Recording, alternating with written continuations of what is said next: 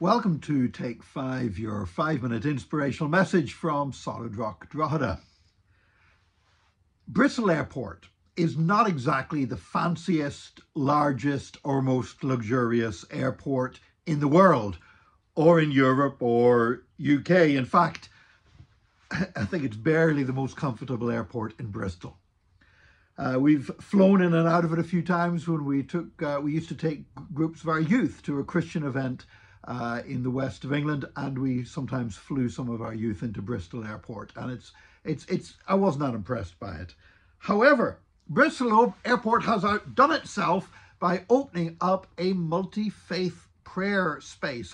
It says it's a place where passengers waiting to pick people up at the or people waiting to pick up passengers at the airport or on their way to go for a flight can stop and pray. The problem is it's outside, and it looks for all the world like a bus shelter. And people of various religions are up in arms saying it's trivializing prayer and everything else. Well, I don't think, I think it's just basically up to the standard of a lot of other things at Bristol Airport, to be honest.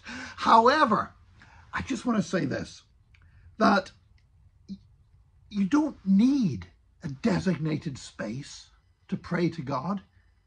You can pray to God in your car. You can pray to God in a busy airport terminal. I found many times I've sat and I've prayed some of my most effective prayers, and some of my most fervent prayers have been in busy, crowded public spaces with people sitting beside me. In fact, I remember one time in particular praying not just in an airport but on a plane. And what was happening was I was in the United States. I was having to fly from one US city to another, and there was a little girl in our church in Drogheda who was desperately sick at that time. And it was really touch and go whether she was going to survive. She was really sick in hospital. And I can remember waiting to board a flight and just praying and praying. There was people all around me, luggage falling over on top of me. I mean, it was a crowded airport. But I just remember I was just so caught up in prayer. I prayed as much as if I'd been in the fanciest cathedral in the world. I remember on the flight, all through the flight, I didn't get any snacks or anything. I just sat in a window seat. I just kept myself to myself, and I prayed and I prayed and I prayed. And I remember getting off that plane and getting my phone out and desperately trying to get a signal to find out how this little girl was doing. And there, as I was entering the next airport coming off that flight, I got news that the crisis had passed and things were looking much better, and she survived. I still see her every week at church looking the picture of health. But I realized you can pray the most heartfelt prayers in the most inconducive and craziest kind of surroundings. You don't need a fancy space.